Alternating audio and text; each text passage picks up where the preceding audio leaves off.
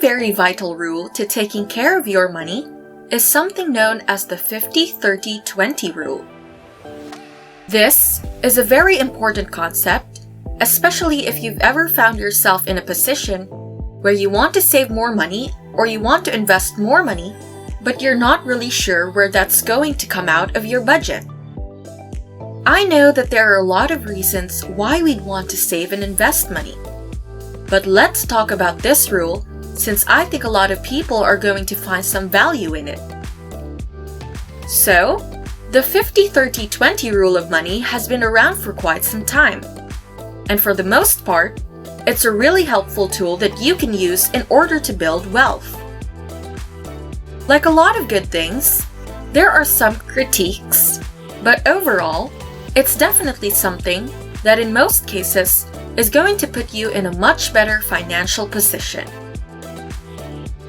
The first thing we need to do in order to use this rule of money is we need to calculate our post-tax income. To do this, simply look at your pay stub and look at how much money is coming into your bank account after taxes.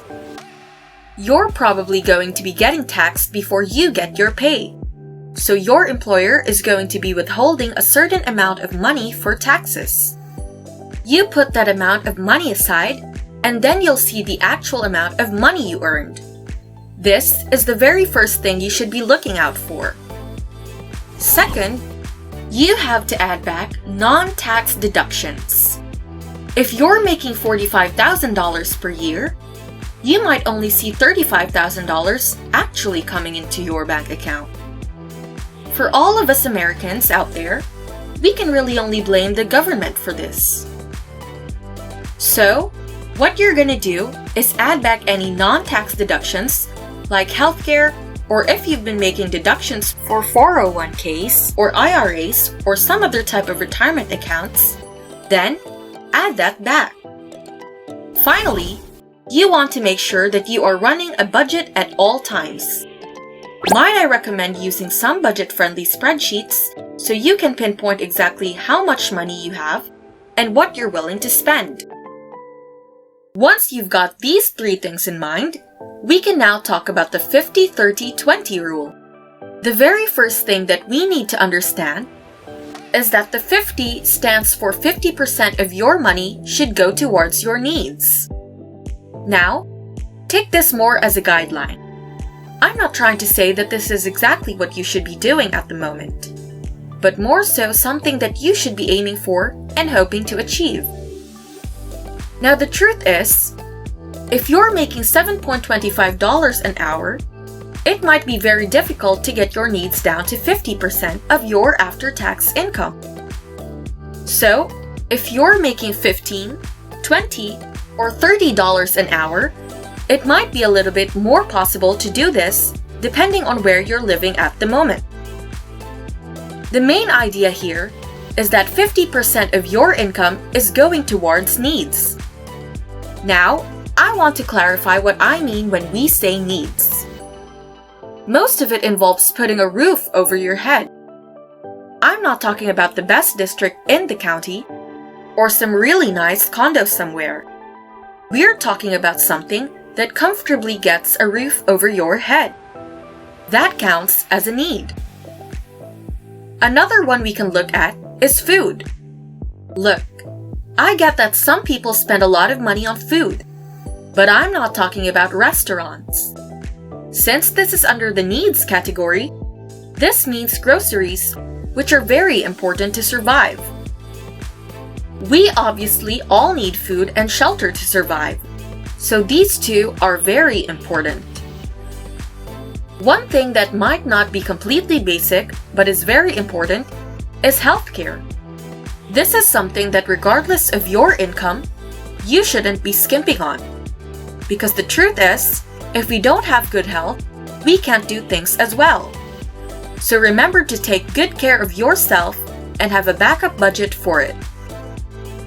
Along with your house, you'd have to think about your monthly bills like utilities. Not getting your power shut off, not getting your water shut off, or not getting evicted from your home are all very important things. As a bonus need, we can throw in here minimum debt payments as well. The main problem with this is that you could have maybe bought a TV with your credit card, but you have them in one payment. Now, the TV isn't a need, but having to pay off that minimum payment on the credit card is at the very least a need. Having debts, no matter how small, is never a good idea. Just remember, whether the things you buy are small or large, a need or a want depends on your situation. Before we go to the 30 part of the rule, I'd love to know your thoughts on needs so far. Do you think these needs are actually needs? Or were there some things we didn't include? Let us know what you think by leaving a comment down below. Now, let's move on to the 30 part of the rule. Here, 30% of your income should be going towards your wants. There is a very large difference between needs and wants.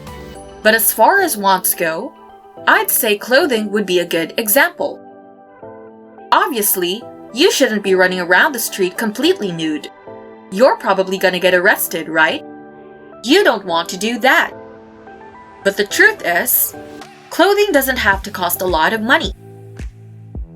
If you're in a financial pinch, you can go to 50 Cent Sunday at Goodwill or Salvation Army and get some clothing for 50 cents or a couple of dollars. There is a very small need for clothing, especially the expensive ones. You could budget some of that extra money to maybe $20 a month for clothing. Another want is owning a phone, usually a high-end one for this rule.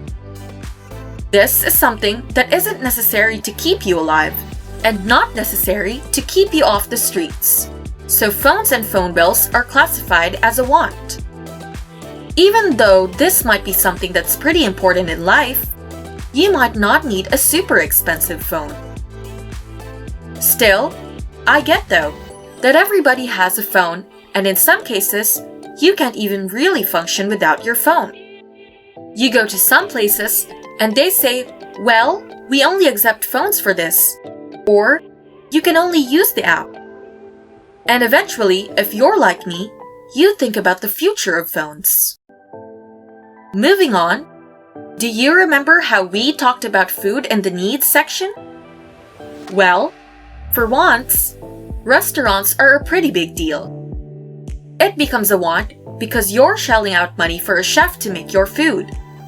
So, this is spending that is classified as a want, as well as entertainment and vacations. I'm not trying to say that you shouldn't be spending money on these. As per the rule, 30% of your income can go to these. But you don't want to end up like this guy over here, where you're just doing absolutely nothing. Sometimes, it's even just the little things, like a new blender or some fancy bathroom rugs. These things add up quite a bit, and you're gonna find that you've spent that 30% very quickly. Make sure to do an audit on yourself, track your budget, and see how much is going towards your wants right now versus how much is going towards your needs. If you've made it this far into the video, make sure to leave a like and subscribe. We'll be talking about the final 20 part of the rule, so make sure to stick around until the end. Let's now talk about the final part, which is going to be 20% going towards savings and investments. Thanks to my current cost of living, I'm able to flip these around. So personally, I find myself saving and investing way more than 20% of my income. But this is still a good rule of thumb. For people who are making, say, $30,000 per year, then it's fairly simple to budget things. So, for 50% of your money, if you're making $30,000 per year after taxes, you would say that $15,000 of that money goes towards your needs. Then, 30% of that $30,000 goes towards your wants, so $9,000. Then, with your remaining money, put it into savings and investments. If you include your IRA or your 401k, you could probably retire much earlier than usual. You might even be better off than a large percentage of people nowadays. The fact of the matter is, most millennials are not anywhere near this percentage of savings here.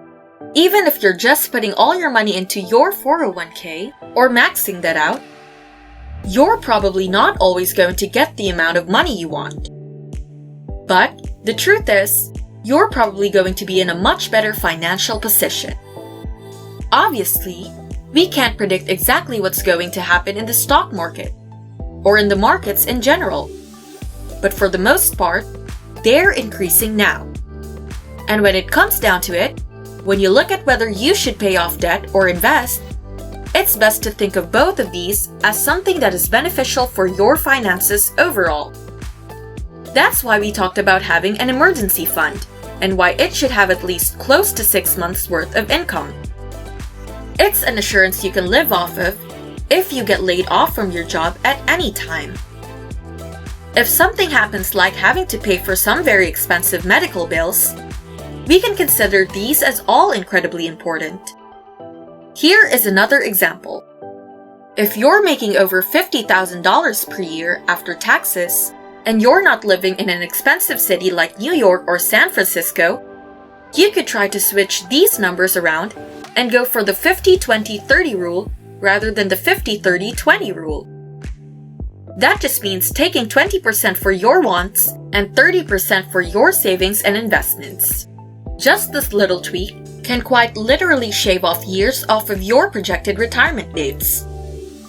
Instead of retiring at age 63 like the average American, you might be able to retire at age 55, maybe even age 50, or earlier in some cases. The main thing you should remember is that there's no problem wanting to spend some money on your wants, like going on vacation. Just make sure that you're budgeting for that and that you're buying things that you do enjoy.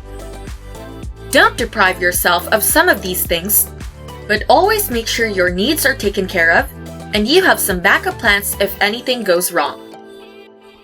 Thanks for watching, and if you want to learn a few more tips and tricks to handling your money, make sure to subscribe. We'll see you in the next video. Cheers!